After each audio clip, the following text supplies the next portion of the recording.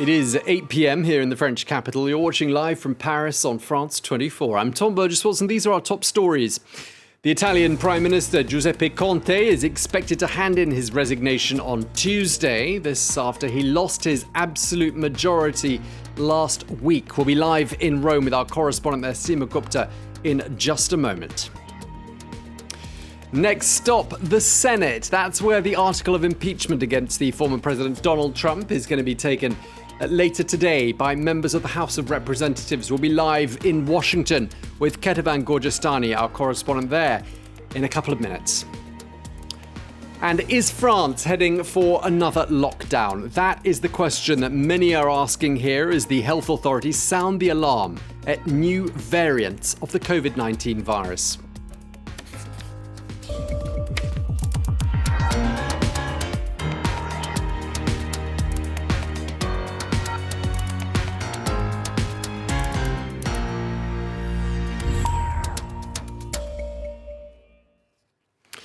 Good evening. We begin in Italy, where the Italian Prime Minister Giuseppe Conte is expected to hand in his resignation on Tuesday.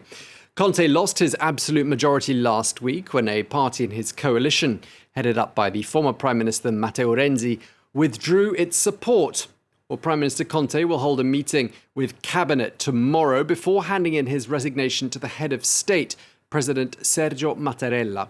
Well, let's get the latest now from France 24's Seema Gupta, who's standing by for us in Rome. Seema, just tell us what happens next. Is Prime Minister Conte really going to go?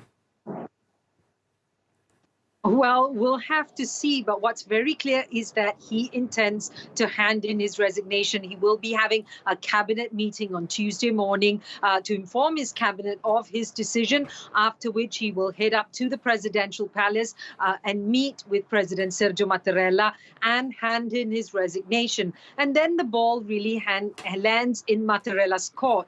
It's up to him now to decide what to do next. He will hold consultations with all the parties involved, and then he will make the decision as to whether to hand another mandate to Giuseppe Conte, whether he will create another government, or he may decide to turn to another individual altogether, whether this is a political figure, someone within the political parties that are currently in place in parliament, or perhaps even a technical government run by a person that is considered a well-respected person that can take on the reins of running the day-to-day government. And the third possible option is that he might throw it to a new elections. That means dissolving parliament and calling for new elections. But most believe that this third option is not going to be the one he's heading towards, because, of course, right now in the situation where the country is dealing with a pandemic, the last thing you need really is an election. And in fact,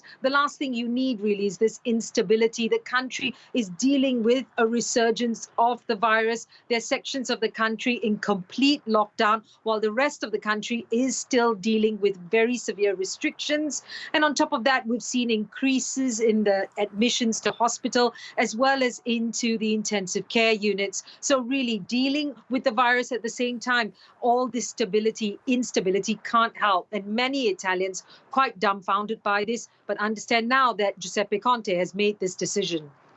Yeah, OK, so clearly the timing couldn't be worse. Just talk us through, Seema, what are the underlying reasons? How have we got to this point?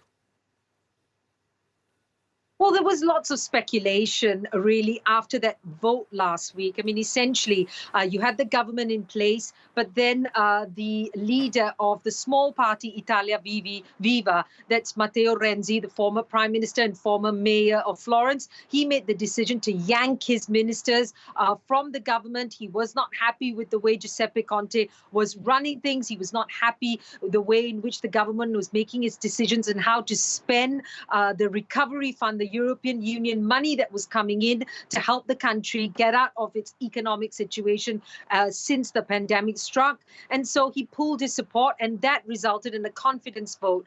Giuseppe Conte did win that in the lower house, but in the Senate, he only won by a relative majority. And so it was clear from that point on that it would be hard for him, a struggle really, in order to enact any legislation. And this coming just as when the the parliament was supposed to vote on the justice system. So clearly he made this decision before that vote was to take place.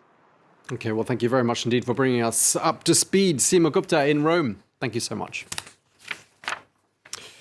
The US House of Representatives is today set to hand the formal charge against the former President Donald Trump. He's accused of inciting insurrection for firing up his supporters, who then carried out a deadly attack on the Capitol building on the 6th of January. Well, the next stop for that article of impeachment is the Senate, where it will be taken later on today. Well, let's get the latest on that from France 24's Kedevan Gorjestani, who joins us now from DC. Kedevan, just tell us what happens today. What's the process? Well, today we're going to see the actual procession of that article being transferred from the House all the way to the other side of the Capitol building to the Senate floor, where it will be read by one of the impeachment managers. You're going to see that procession of all 9 impeachment managers. Those are House representatives who have been selected by Nancy Pelosi to play the prosecutor's role in that Senate trial. They're led by Representative Jamie Raskin, who will be the one who will read the actual wording of that article of impeachment for incitement to insurrection on the Senate floor. Jamie Raskin, who is actually one of the representatives who started writing the draft of that article of impeachment on January 6th while sheltering in place in one of the offices in the Capitol building as that mob was attacking the building. And so he will be the leader of that managing group. This is going to be just for today. Then tomorrow we will see the swearing in of the senators who will be acting as jurors in this Senate trial. And then there will be a sort of a break for this trial until the week of February 8th, because Democrats and Republicans have agreed to delay the start of the trial. We should see the final deadlines of briefs and answers arriving to the Senate by February 8th, and then likely on February 9th, you'll see the actual Senate trial get underway. Okay, and there are some Republicans, some GOP senators like Mitt Romney, who seem to be very much on the side of the Democrats, that impeachment is the road to go down. But that can't be said of the entire Republican Party, and it does look like a very divided party on this particular issue, doesn't it? Exactly, and you have several different types of Republicans in the Senate. You mentioned Mitt Romney. He's the only one who voted last year to impeach Donald Trump. He has expressed the fact that he might be willing to convict Donald Trump, though he stopped short of saying he would actually do it. There are a couple of other senators who have hinted at that possibility without really confirming it.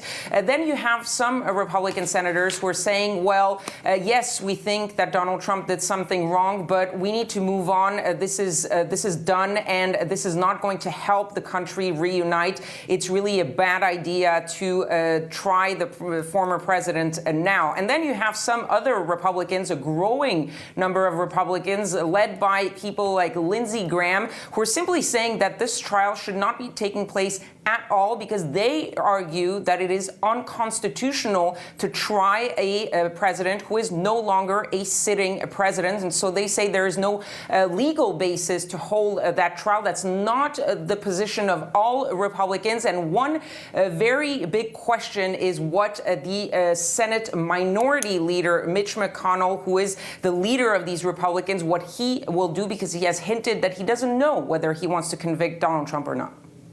Okay, well, thank you very much indeed for bringing us up to speed. Kedevan Gorjestani in DC. Thank you. Here in France, the health authorities have announced the latest COVID-19 numbers. There have been 4,240 more cases and a further 445 deaths from the virus in the last 24 hours. However, it should be noted that that lower number of cases is linked to the fact that a lower number of people get tested for COVID during the course of the weekend. So the Monday figures aren't always the most meaningful. However, the 7-day average number of new infections here in France is up. It's up from 18,000 a day this week, as opposed to 20,000. It's now up to, more than 20,000 cases on average a day these last 7 days. The health authorities are sounding the alarm, given the circulation of a new highly contagious variant of the virus. In fact, there's more than one variant. And it's being reported that the government is mulling what could be a third nationwide lockdown. We are all worried because we know this British variant is going to settle in. And if it arrives when the epidemic is at a worrying high, when the virus is circulating at high levels, the consequences will be that much dire. So it's true that we're looking at the data on a daily basis to know when it's the right time for a lockdown. You know, we are somewhat lucky as the past year has taught us to predict things. Once you have exponential numbers, you can't stop anything. Today, thanks to the modelling done by epidemiologists, we can predict as early as the bottom of the curve. So we need to take measures early enough to avoid being in the thick of it and avoid a high peak, but not too early either, because you see how terrible a lockdown is for everyone. Okay, the latest there on the situation here in France. Well, for more analysis, I'm joined by our international affairs editor, Armand Georgian. Armand, it sounds very much like a third national lockdown is on the cards and imminently.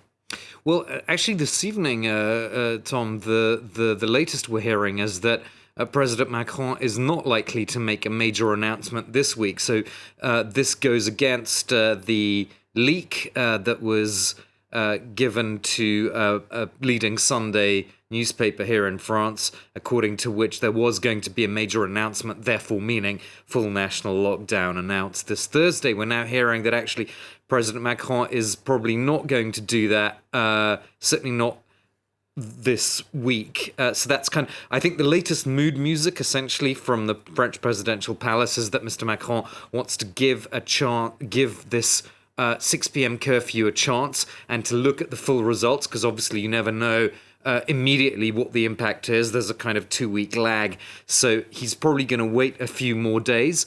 But we'll also have to see what happens this Wednesday, which is a crucial date in the calendar, when the government will examine a study which is dedicated to analyzing the spread of this mutant version of the COVID virus, to see how far that has spread. And I think that obviously will play a big part in the government's thinking in the next week or so.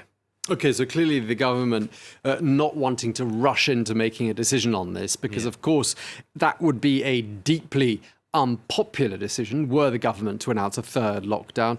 What are your thoughts on that?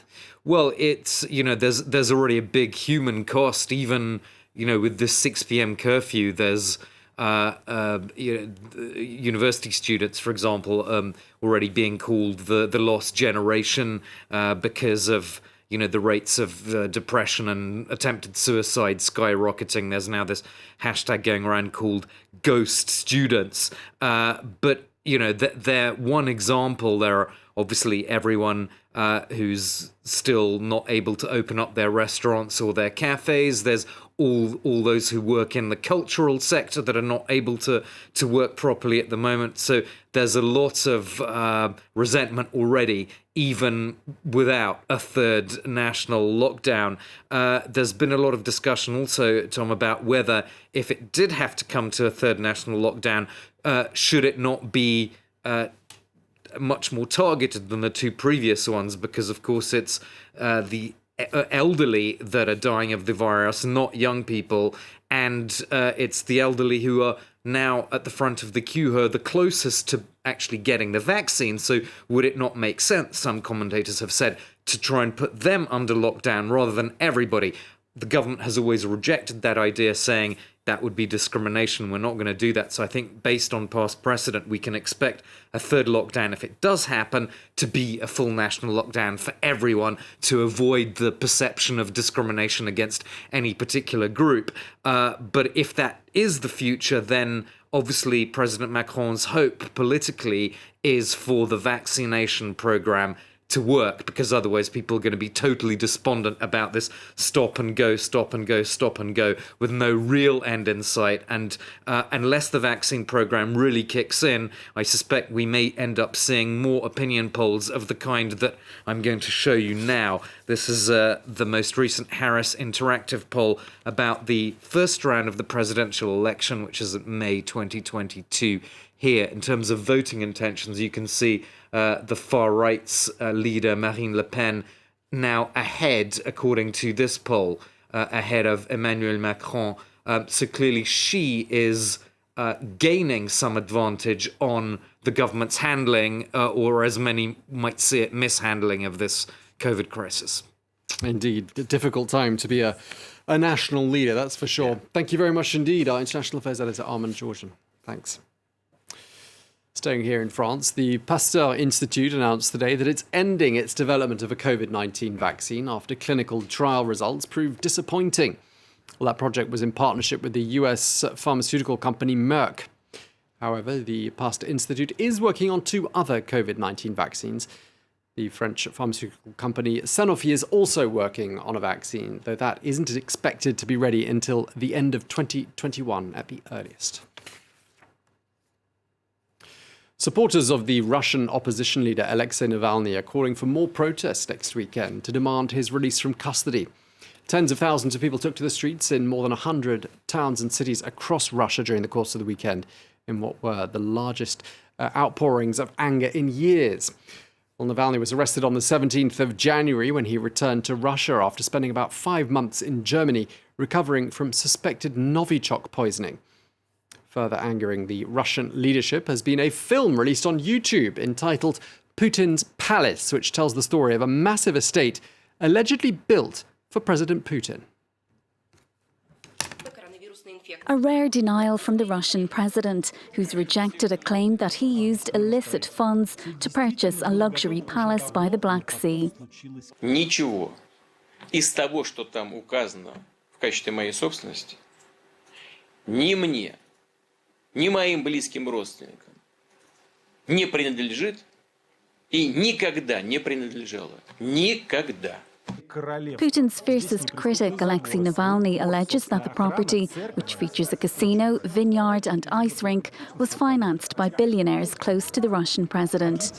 The 44-year-old opposition leader remains behind bars following his arrest last week. Navalny was detained upon arrival in Moscow from Germany, where he'd spent 5 months recovering from a near-fatal poisoning. Tens of thousands of people defied a heavy police presence to join protests across Russia on Saturday, demanding the release of Navalny. Russia is now accusing Western countries of encouraging such rallies, described by Putin as illegal and dangerous. Meeting in Brussels, EU foreign ministers discussed their response to Navalny's detention and the crackdown on demonstrators. The Council is ready to react as required by the circumstances and to take appropriate actions if the circumstances require. The EU has placed several senior Russian officials on an assets freeze and travel ban blacklist in response to Navalny's alleged poisoning in August. It's expected that the bloc will delay making any decision on further sanctions until after Navalny attends a court hearing early next month, where his supporters fear he'll be given a lengthy jail term. Now, a court in Uganda has today ordered that the opposition leader Bobi Wine be freed. He's under house arrest since the country's presidential election. That was an election once again won by the 76-year-old Yoweri Museveni, who's been in power for 35 years, but who is half the president's age. Wine says that he's staying at his home in the capital, Kampala, which is currently blockaded. Here's what he said. The military and police are still surrounding our home, and indeed, they are still locking our gates and are not allowing anybody to move out or anybody to come in. Journalists have been blocked from accessing us. Our party officials and other friends and even family have been blocked from coming to access us. We call upon all the regional, continental and world bodies, the East African Community, the African Union and the United Nations and all citizens of the world of goodwill to intervene in this. We are of course thankful to all the voices that have been raised in defense of our human rights and in defense of the rule of law and respect for democracy in Uganda. And that was the opposition leader Bobi Wine speaking there in Uganda.